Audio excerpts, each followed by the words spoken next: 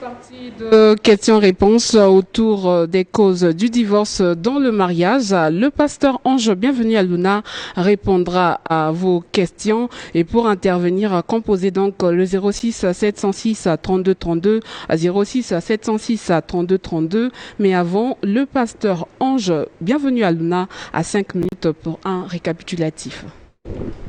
Merci.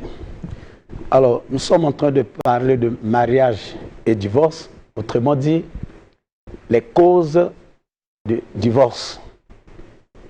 Alors, un petit récapitulatif de l'émission passée.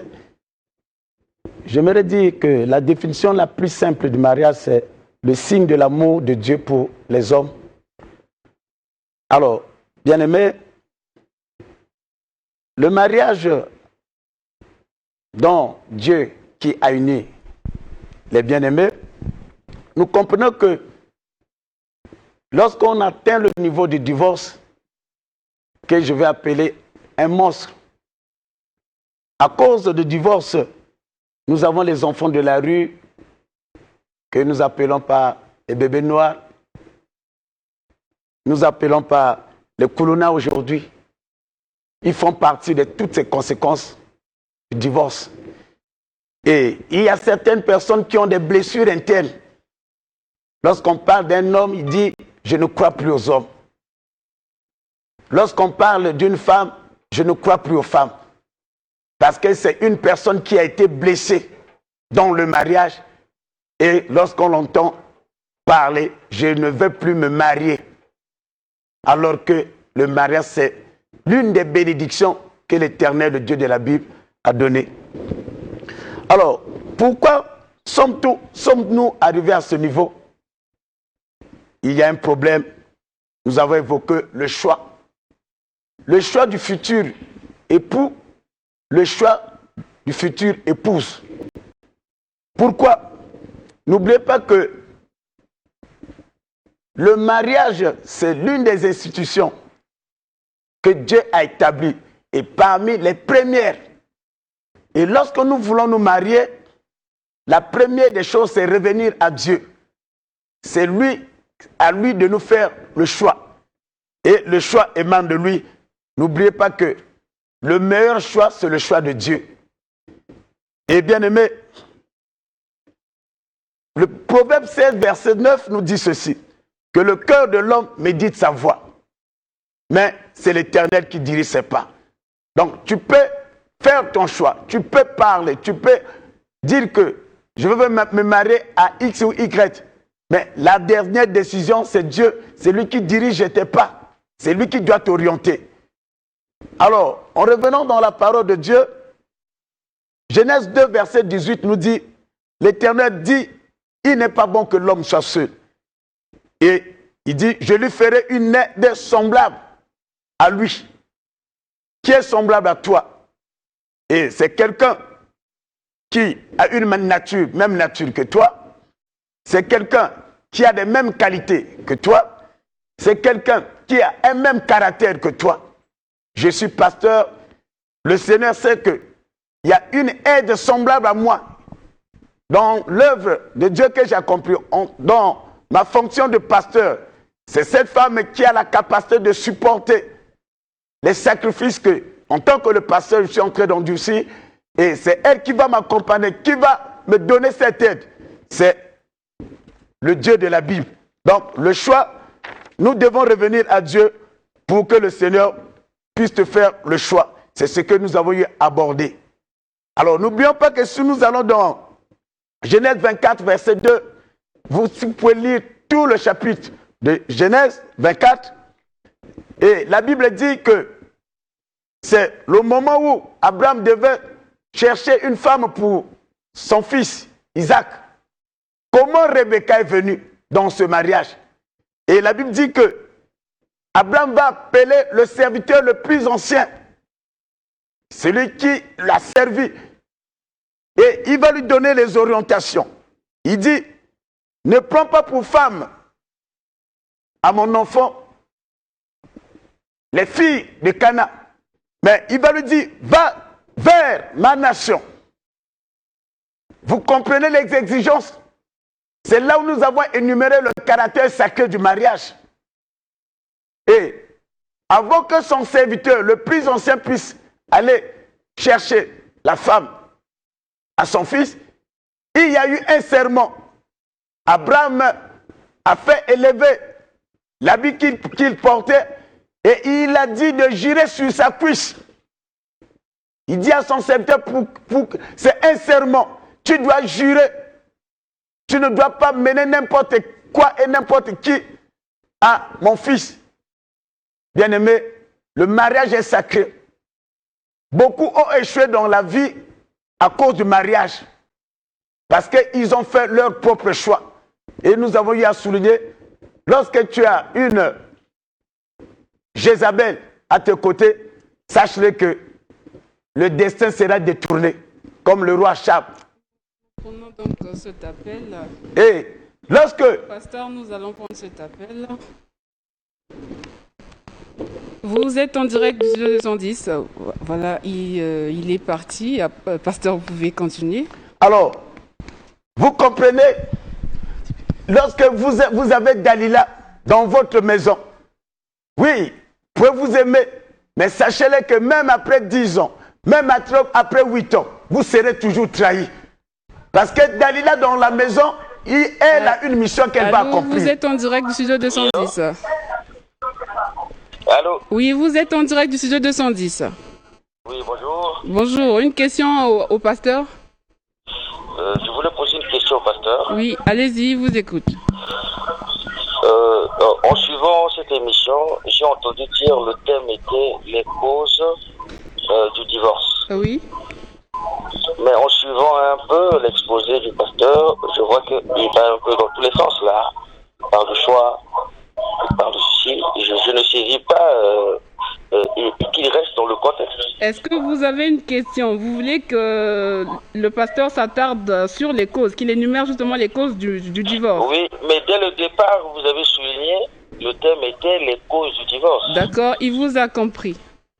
D'accord, parce que là, je vois qu'il apporte plein de choses, on ne comprend plus rien là.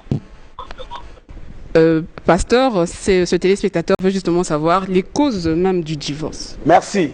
Alors, donc, la fois dernière, nous avons parlé de causes.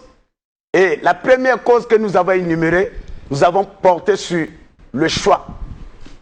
Lorsque certaines personnes échouent dans le mariage, c'est à cause de choix. On ne se marie pas parce que je dois me marier à une licenciée ou bien à un licencié. On ne se marie pas avec la beauté. On ne se marie pas à cause du nom de la famille. Et c'est là où beaucoup de gens, bon, je cherche une femme pour que cette femme puisse me donner les enfants. Mais sachez-le que après que cette femme vous donne les enfants, le mariage va prendre fin. Donc, d'où nous avons parlé du choix. Et la première de toutes choses, c'est le choix du futur épouse ou le choix du futur époux. Et pour le choix, on doit revenir à Dieu. Alors, aujourd'hui, nous allons entamer le deuxième élément, le temps de préparation avant le mariage. Alors, sachez-le que, bien-aimés, là où il y a la préparation, il y a la victoire. Et là où il y a l'impréparation, il y a l'échec. On doit prendre tout le temps, lorsque le choix est fait, et que vous avez devant vous votre futur époux et votre future épouse, on doit préparer le temps, se préparer avant de se lancer dans ce mariage. Et vous comprenez, lorsque nous allons dans le livre de Genèse chapitre 2, verset 7, la Bible dit ceci: Dieu forma l'homme de la poussière. Donc, il a formé d'abord l'homme à partir de la poussière, et il souffla. Quand Dieu a soufflé, et à partir de son souffle, la Bible dit que l'homme est devenu un être humain. Et si nous pouvons encore continuer, écoute ce que nous dit la Bible. Après avoir formé l'homme, Dieu dit, il n'est pas bon que l'homme soit seul. Genèse 2, verset 11 à 21, la Bible dit que l'Éternel fait tomber l'homme dans un profond sommeil. Et il prit de ses côtes, et c'est à partir de ses côtes, l'une de ses côtes, que Dieu a formé a eu à former la femme. Bien aimé. Donc nous comprenons tout le temps. Dieu qui a commencé avec l'homme. Dieu qui lui a fait dormir dans un profond sommeil. Et le temps de retirer l'une de ses côtes. Le temps de faire tout ce qu'il allait faire pour que la femme puisse paraître. Ça a pris le temps. Mais qu'est-ce qui se passe aujourd'hui? C'est dans un bus qu'on se rencontre, soi-disant, avec sa future épouse. Un simple numéro de téléphone. C'est le lendemain que je n'arrive pas à dormir parce que mon cœur. Et le lendemain, c'est les rapports sexuels. Le lendemain, on prit ses bagages pour se retrouver, soi-disant, dans un foyer. Alors, qu'est-ce que vous allez recevoir? Ce soi-disant mariage. Bien-aimé, j'aimerais vous dire ceci. Aujourd'hui, lorsqu'on parle du mariage, vous comprenez qu'on doit prendre le temps avant qu'il y ait cette union. Nous allons prendre cet appel, pasteur, et vous allez continuer. Vous êtes en direct du studio 210. Je peux poser la question? Oui, le pasteur Aluna vous écoute. Bon, je voudrais que le pasteur commence d'abord par son propre témoignage, comment est-ce qu'il est revenu à Jésus, comment est-ce qu'il a fait le choix de son épouse pour rendre crédible son enseignement. Sinon, ça ne sert à rien. Ça sera théorique. D'accord. Comment il a commencé, parce que le choix est difficile, comment il a fait son job pour avoir une bonne épouse. Ok, merci beaucoup, mais je crois que ce que l'apôtre dit, ça fait partie de son témoignage, pasteur. Oui. Nous prenons donc un autre appel. Vous êtes en direct du studio 210. Allô? Oui, bonjour. Oui, bonjour. Vous êtes en direct du studio 210. Oui, j'appelle du Gabon. Je voudrais poser une question au pasteur. Allez-y, il vous écoute. Allô? Le pasteur vous écoute.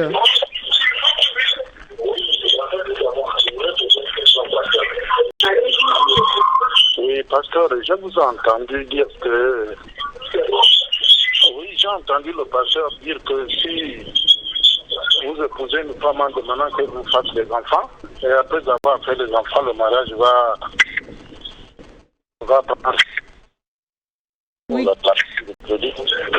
Quelle est votre question?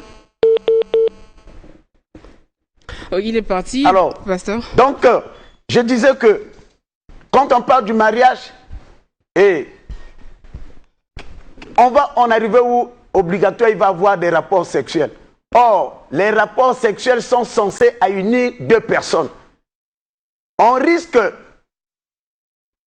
quand ta femme, ta future épouse, ton époux, et tu risques de connaître, accomplir un acte sexuel, d'abord qui est sacré, et qu'est-ce qui va se passer? À cause de cette union, tu seras affecté. Car peut-être c'est une sorcière ou c'est un sorcier. Nous sommes appelés d'abord à préparer les futurs mariés et dans des prières, parce que chacun a des liens de famille, des réclamations. Et il faut procéder par des délivrances afin que cette union soit une union parfaite lorsque ça sera concernant le mariage. Alors, sans préparation, qu'est-ce qui va se passer? Le mariage va avoir lieu, c'est une union à travers des rapports sexuels et on va se marier et à un occultiste, à un sorcier, une sorcière, sans se rendre compte, sans préparation. Je crois à la délivrance, mais sans ces préparatifs, qu'est-ce qui va se passer? Une fois dans le mariage, ça sera l'hécatombe, les réclamations. Nous prenons ce dernier appel, pasteur. Vous êtes en direct du studio 210.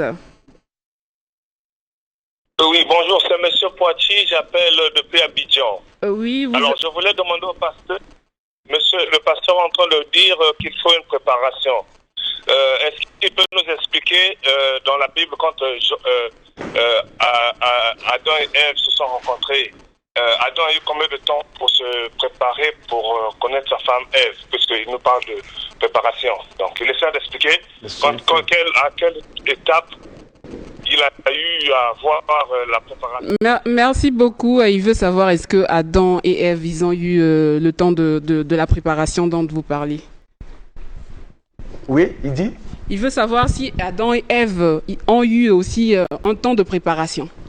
Adam et Ève, quand la Bible nous parle, écoutez, j'aimerais lui dire ceci.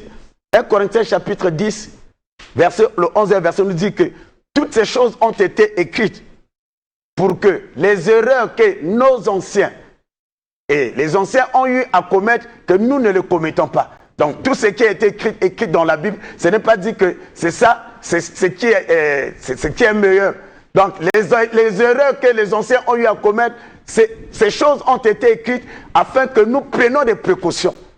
Alors, dans la Bible, tout n'est pas mentionné dans la Bible. Donc, Adam et Ève, Dieu qui a pris le temps, j'ai expliqué cela. Et après, comment Dieu a formé l'homme, comment Dieu a créé l'homme, comment Dieu a créé la femme. Et Dieu a pris tout le temps. Lorsque Dieu les a réunis, mais il a pris le temps de les préparer. Donc, dans le mariage, qui va vous préparer? Si vous êtes des chrétiens ou des chrétiens, le pasteur prend soin. Avant de bénir le mariage, il doit vous suivre. Et à travers ce suivi, et c'est là où il s'opère des délivrances et par rapport aux liens et ainsi de suite. Voilà un peu la réponse que je peux Pasteur, nous sommes arrivés à la fin donc de cette émission. Le temps peut-être de conclure, si possible. Donc vous allez peut-être revenir à dimanche prochain avec ce même thème, pasteur. D'accord, le temps de conclure. Et j'aimerais dire aux bien-aimés qui me suivent, s'il vous plaît, le mariage, c'est l'une des bénédictions que Dieu a données à tout ce qu'il a eu à créer. S'il vous plaît, ne nous engageons pas. Il n'est pas dit que quand on travaille, on doit se marier, ou bien parce qu'on a atteint un certain âge et qu'on doit se marier. Il n'est pas dit que parce qu'on est issu d'une famille nantie, mais le mariage, c'est notre vie. Et la vie est dans la sémence. On n'est pas appelé à se marier n'importe comment et avec n'importe qui. Nous devons toujours faire référence, revenir à Dieu pour le mariage. C'est lui qui a institué le mariage. Il connaît qui est l'homme de ta destinée, qui est la femme de votre destinée. Alors que Adonai vous bénisse. Tous ceux dans le mariage, ils ont des problèmes. Que les solutions vous soient accordées. Les mariages où le diable est en train de combattre, que la grâce d'Emmanuel vous accompagne. Et j'en profite également pour saluer également ma très charmante épouse, parce qu'aujourd'hui nous avons 13 ans. C'est un certain 2 septembre 2008. Aujourd'hui 2021, 13 ans où nous sommes mariés. Que Dieu te bénisse, ma charmante épouse. Que Dieu bénisse également les futurs mariés. Que Dieu vous bénisse. Merci, à la prochaine. Merci beaucoup, Pasteur Ange. Bienvenue à Luna. Donc, joyeux anniversaire au couple à Luna. Juste après le Pasteur Ange, bienvenue à Luna. Le tour revient au visionnaire de la mission évangélique L'œuvre de Dieu, l'apôtre Richard Filas.